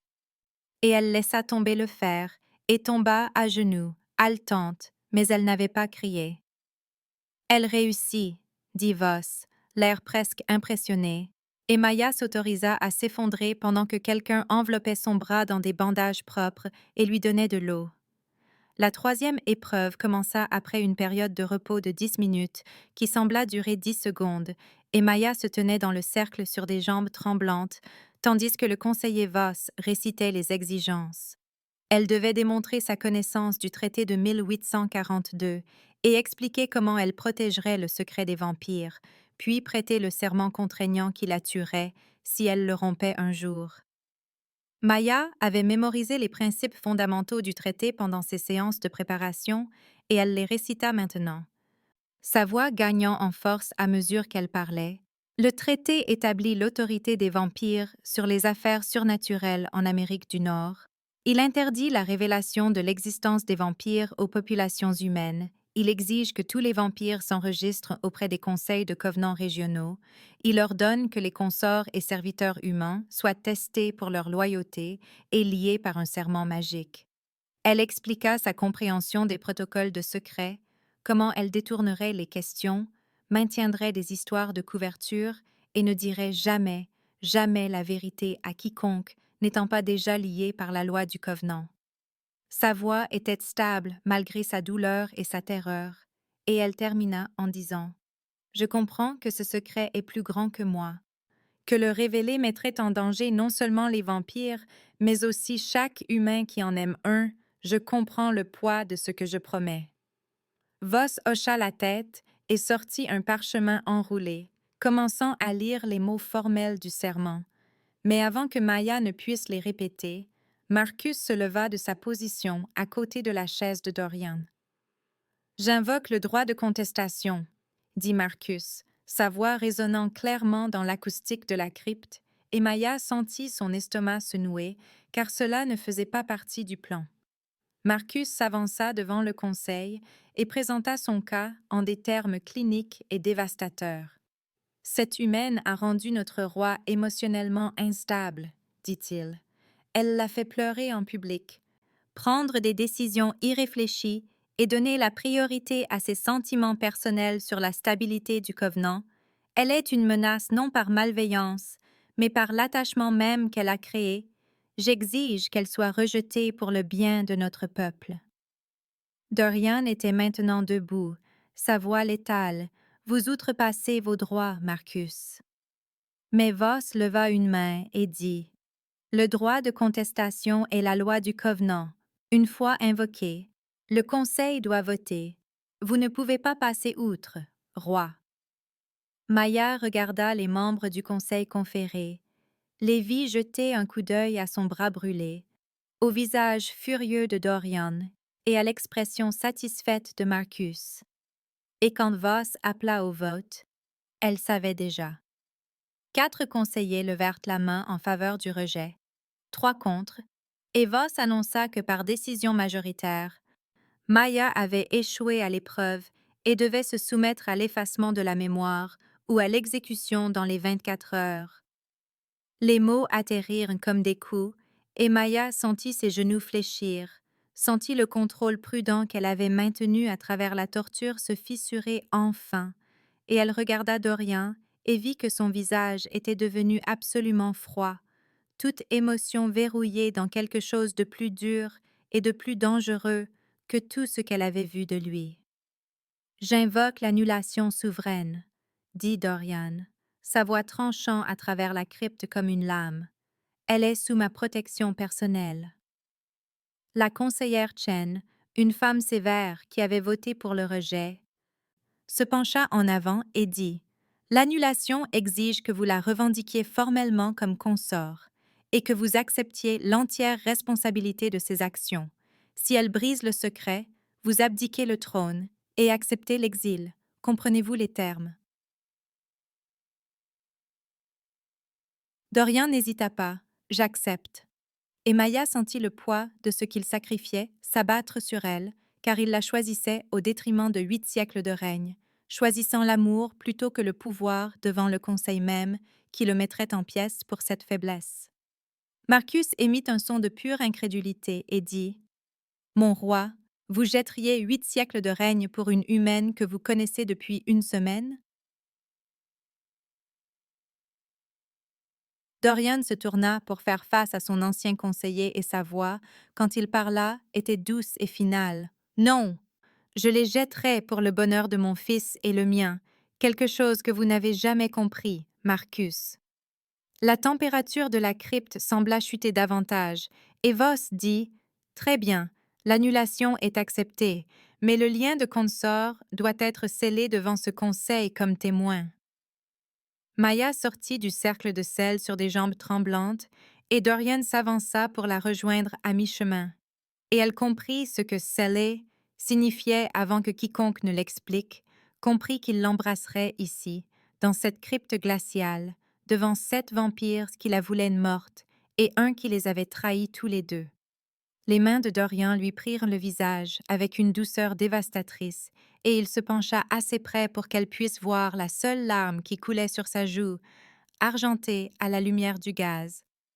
Et il murmura « Je suis désolé que ça doive se passer comme ça. » Puis il l'embrassa, et ce n'était pas romantique ou doux, c'était provocateur, possessif et désespéré, ses lèvres froides contre les siennes et ses mains tremblant là où elle touchait son visage. Maya lui rendit son baiser et goûta sa larme, et sentit quelque chose s'emboîter dans sa poitrine, un lien qu'elle ne pouvait nommer se formant entre eux. Et quand ils se séparèrent, le conseil était silencieux, et Marcus s'était détourné. « Le lien de consort est scellé, » annonça Voss, et sa voix contenait une note de quelque chose qui aurait pu être de la pitié ou de l'anticipation. Il se pencha vers la conseillère Chen et murmura quelque chose que Maya n'aurait pas dû pouvoir entendre, mais qu'elle entendit d'une manière ou d'une autre dans l'étrange acoustique de la crypte. Il tombera d'ici 1 an, l'amour rend les rois faibles. Dorian aida Maya à monter l'escalier en fer et à sortir de la crypte, et ils émergèrent dans la nuit de novembre de Chicago, avec Marcus qui suivait à distance, le bras de Maya hurlant d'agonie et le poids du lien de consort s'installant autour de ses épaules comme des chaînes ou des ailes. Elle ne pouvait pas dire lequel. Le trajet en voiture jusqu'à Thornwood fut silencieux, à l'exception des halètements de douleur occasionnels de Maya lorsqu'ils heurtaient des bosses, et Dorian lui tint la main non bandée tout le long du chemin, son pouce traçant des motifs sur sa paume qui auraient pu être des excuses ou une promesse. Quand ils arrivèrent, Lucien attendait dans le hall, ayant clairement tout regardé sur un flux de sécurité illégale, et il se jeta sur Maya en signant « Ça va ?» Tu es blessée. Je suis tellement désolée. Et Maya signa en retour avec sa bonne main. Je vais bien, je reste. J'ai choisi de rester. Lucienne regarda son père et signa. Tu l'as revendiqué comme consort. Et Dorian signa en retour. Oui. Et le visage de Lucien se transforma en quelque chose entre la joie et la compréhension, alors qu'il signait. Tu l'aimes. Dorian ne répondit pas, mais sa main se resserra sur celle de Maya, et c'était une réponse suffisante, et les trois se tenaient dans le hall du domaine de Thornwood, ayant gagné et perdu simultanément, ayant survécu à l'épreuve, mais à un coup qui remodèlerait tout. Et Maya réalisa qu'elle était liée maintenant par la magie et le choix à cette famille, à ce monde dangereux et à cet homme qui avait pleuré quand elle avait signé à son fils, et pleuré à nouveau quand il l'avait embrassée pour lui sauver la vie. Maya se réveilla sous une lumière du soleil filtrée et le poids inhabituel de drap de soie, son bras brûlé palpitant d'une douleur profonde qui lui indiquait que l'analgésique commençait à perdre son effet. Et il lui fallut un moment de désorientation pour se souvenir où elle était et pourquoi la chambre de Dorian semblait différente à la lumière du jour qu'à 3 heures du matin, lorsque le guérisseur vampire avait finalement fini de traiter ses brûlures et déclaré qu'elle guérirait mais garderait des cicatrices. Dorian se tenait à la fenêtre, regardant l'aube se lever sur Chicago à travers une vitre filtrant les UV qui rendait la lumière douce et dorée, et il était si immobile qu'il aurait pu être une statue, à l'exception de la légère montée et descente de sa poitrine, respirant par habitude plutôt que par nécessité. Maya se redressa prudemment, son bras protestant contre le mouvement, et Dorian se tourna immédiatement au son, traversant la chambre en 2 rapides enjambées pour vérifier ses bandages avec des mains douces. La chambre était étonnamment simple pour un roi, juste un grand lit, des livres empilés sur toutes les surfaces disponibles et un tableau sur le mur qui semblait assez vieux pour être véritablement inestimable. Un paysage peint à l'huile qui avait la qualité de lumière particulière qu'elle associait au vieux maître. « Comment vous sentez-vous » demanda Dorian, sa voix rauque comme s'il avait passé toute la nuit à réfléchir. Et Maya réussit un sourire qui semblait plus réel qu'elle ne l'attendait. « Endolorie, dit-elle, mais vivante, ça compte pour quelque chose. » Dorian s'assit sur le bord du lit et prit sa main non bandée, étudiant ses doigts, comme s'il détenait des réponses à des questions qu'il ne savait pas comment poser. Et quand il parla, sa voix était calme et incertaine. « Je n'ai jamais choisi l'amour avant le devoir, dit-il. J'ai régné pendant 8 siècles, et chaque décision a été calculée pour un avantage politique maximal.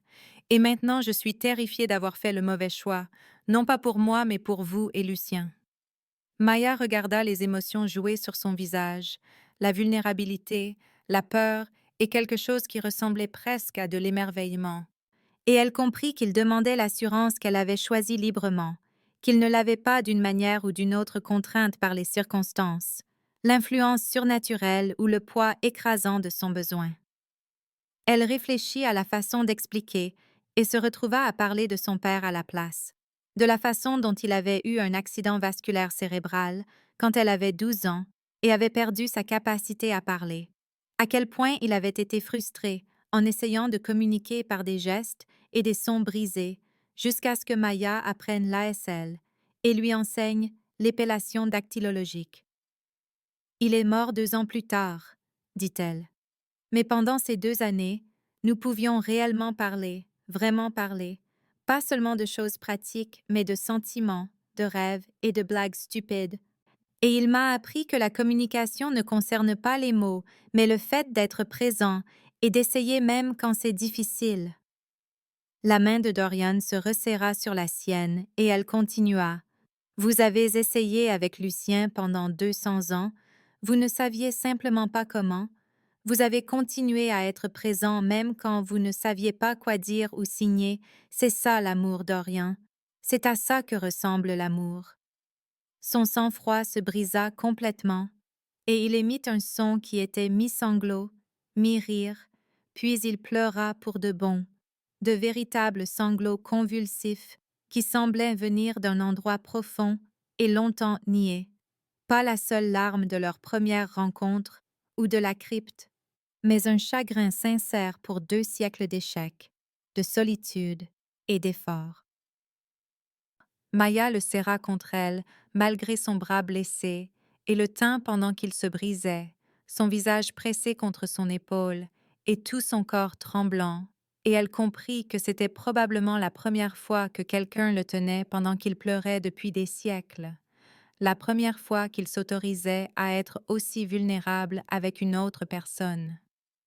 Ils restèrent ainsi jusqu'à ce que le soleil se lève complètement et que la lumière passe du doré au blanc, jusqu'à ce que les sanglots de Dorian se calment en respiration tremblante et qu'il se recule pour la regarder avec un visage encore humide et complètement vulnérable.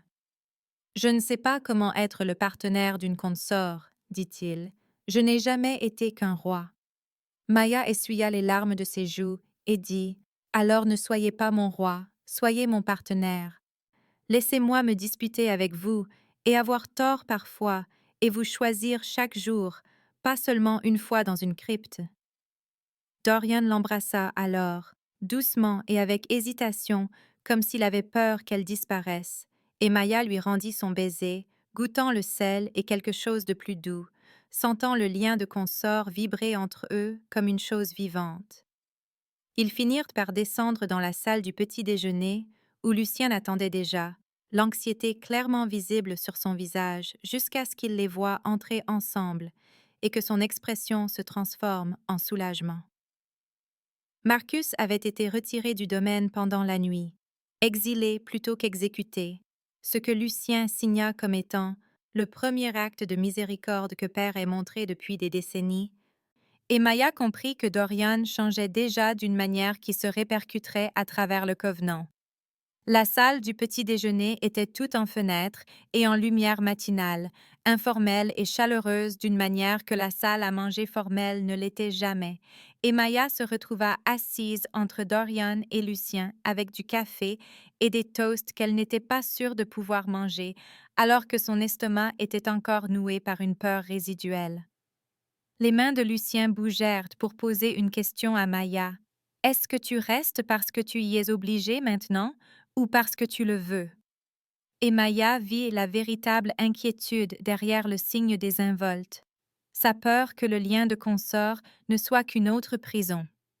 Elle signa en retour « Je le veux », de manière emphatique et claire, et regarda la tension s'évacuer des épaules de Lucien.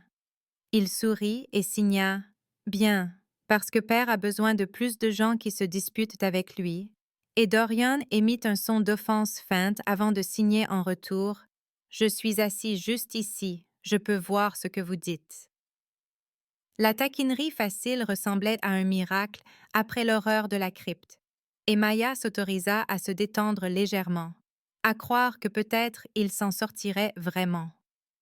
Elle se souvint de quelque chose à laquelle elle avait pensé pendant les heures d'insomnie avant l'aube et signa « Attendez, je veux vous montrer quelque chose. » Ses mains bougèrent prudemment, créant un nouveau signe qu'elle avait développé, un geste qui combinait des éléments de choix, de famille et de permanence d'une manière qui n'existait ni en ASL ni en VSL.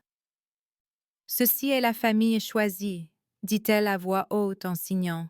Je l'ai inventée, Je pensais que nous en avions besoin. Les yeux de Lucien s'écarquillèrent, et il copia immédiatement le geste, ses mouvements précis et émerveillés. Et Dorian suivit plus lentement, ses mains moins sûres mais essayant. Ils le pratiquèrent ensemble, tous les trois à la table du petit déjeuner, avec la lumière matinale qui filtrait à travers les fenêtres, les mains se déplaçant à l'unisson à travers ce nouveau signe qui signifiait tout ce qu'ils étaient devenus les uns pour les autres. Maya regarda le visage de Dorian alors qu'il signait « Famille choisie » et le vit sourire, vraiment sourire, le genre d'expression qui transformait tout son visage de distant et beau à chaleureux et humain. Lucien le signa encore et encore, ajoutant des fioritures, clairement ravi par le concept, et Maya sentit quelque chose s'installer dans sa poitrine qui aurait pu être la paix, ou l'appartenance, ou les deux. Le moment se maintint, parfait et lumineux, jusqu'à ce qu'un mouvement à l'extérieur de la fenêtre attire l'attention de Maya, une voiture noire avec des plaques diplomatiques du Covenant s'arrêtant aux grilles du domaine, et elle sentit son estomac se nouer d'une anxiété renouvelée. Dorian suivit son regard et son expression redevint celle du roi, contrôlée et évaluatrice. Mais quand il regarda Maya, ses yeux étaient doux. « Ils continueront à nous tester, dit-il. Le Covenant n'accepte pas le changement facilement. » Maya signa en retour. « Qu'ils le fassent, j'ai réussi leur épreuve, maintenant ils passeront la mienne. » Et Lucien rit de son audace. Dorian tendit la main vers celle de Maya et signa à Lucien avec l'autre. « Je suis désolé de t'avoir laissé seul si longtemps. » Et la réponse de Lucien fut immédiate. « Tu n'es plus seul non plus. Aucun de nous ne l'est. » La voiture à la grille déversa deux vampires en tenue formelle qui s'approchèrent de la porte d'entrée avec l'allure de diplomates, et Maya sut que ce n'était que le début, que le Covenant continuerait à pousser, à tester et à essayer de briser ce qu'ils avaient construit. Mais elle regarda le visage de Dorian et vit de la détermination au lieu du chagrin isolé qu'elle avait vu cette première nuit au Meridian, regarda Lucien et vit un garçon qui était enfin connecté au monde, au lieu d'être piégé derrière le silence, et elle comprit qu'ils avaient déjà gagné le combat qui comptait. La sonnette retentit, et Dorian serra la main de Maya avant de se lever pour faire face à tout nouveau défi qui l'attendait. Mais avant de quitter la salle du petit déjeuner, il se retourna et signa « Famille choisie », le geste encore incertain, mais gagnant en confiance, et Maya le lui rendit. Lucienne resta à table avec Maya pendant que Dorian allait s'occuper des diplomates du Covenant, et il signa « Tu sais qu'ils vont continuer à venir, plus de défis, plus de tests et plus de manœuvres politiques. » Maya signa en retour « Je sais, mais nous sommes plus forts ensemble qu'ils ne le pensent. Ils pensent que l'amour nous rend faibles, mais il nous rend prêts à nous battre. » Lucienne réfléchit à cela et signa « Tu l'aimes vraiment, n'est-ce pas? » Et Maya se retrouva à hocher la tête avant d'avoir consciemment décidé de répondre.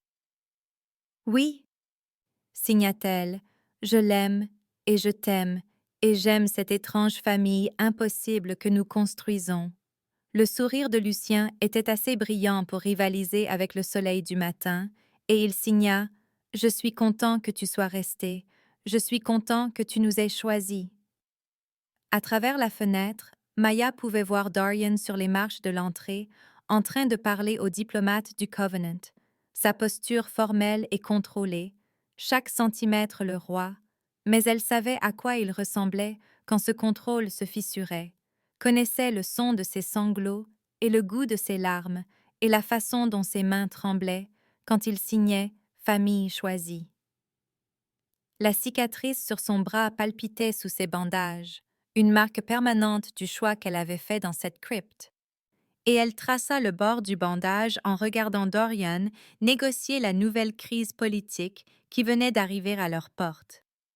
Lucien se déplaça pour se tenir à côté d'elle à la fenêtre et signa « À ton avis, que veulent-ils » Et Maya signa en retour « Probablement tester si le lien de consort est réel ou stratégique. » Lucien fit une grimace qui suggérait qu'il trouvait la politique du Covenant épuisante et signa. Eh bien, la blague est pour eux parce que c'est les deux. Et Maya dut réprimer un rire, parce qu'il avait absolument raison.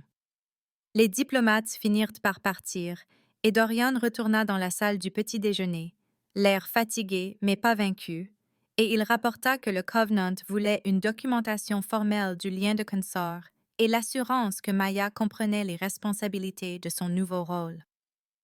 Maya demanda « Quelle responsabilité exactement ?»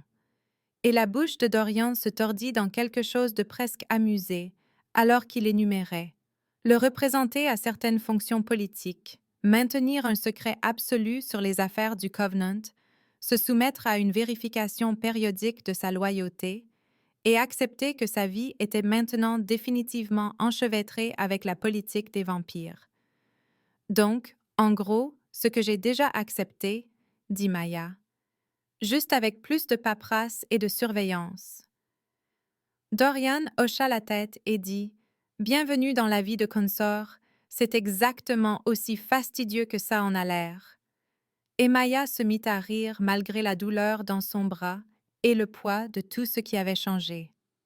Ils retournèrent à la table du petit déjeuner et Lucien versa du café frais en signant « Tu sais, cela signifie que tu devras apprendre l'étiquette formelle du Covenant.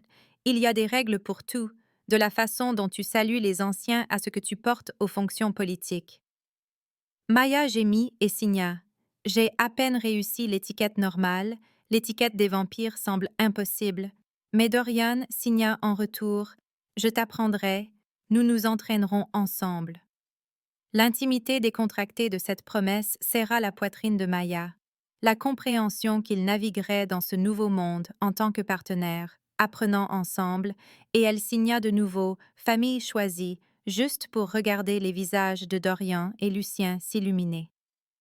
La matinée s'étira en après-midi et les analgésiques de Maya perdirent assez de leur effet pour que Dorian insiste pour qu'elle se repose. La reconduisant à l'étage dans sa chambre car apparemment les consorts étaient censés partager les appartements privés du roi. Maya avait à peine traité cette implication que l'épuisement la frappa et elle s'endormit presque avant que sa tête ne touche l'oreiller.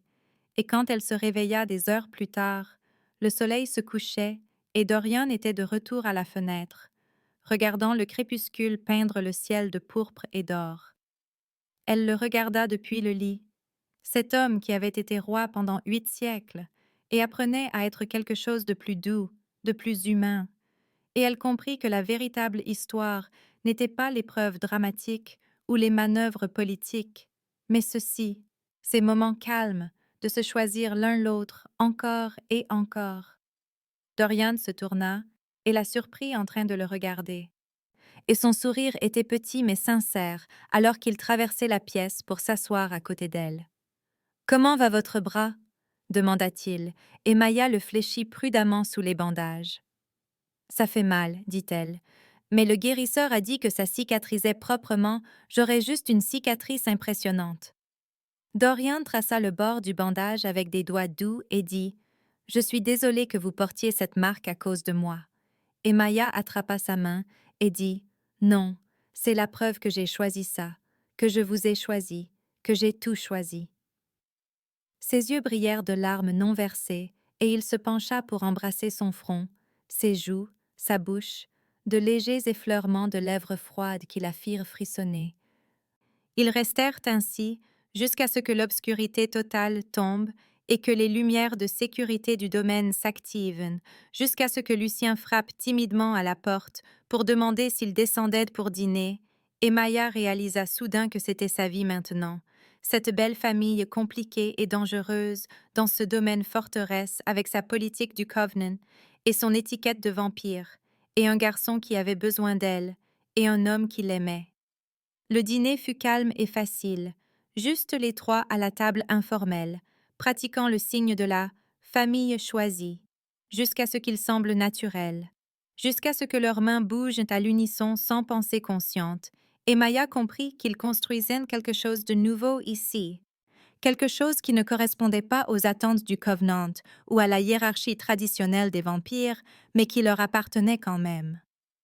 Après le dîner, Lucien apprit à Maya et Dorian un jeu de cartes qu'il avait appris d'un membre du personnel du domaine, quelque chose de compliqué impliquant stratégie et bluff. Et ils jouèrent jusqu'à minuit, tandis que la pluie commençait à crépiter contre les fenêtres.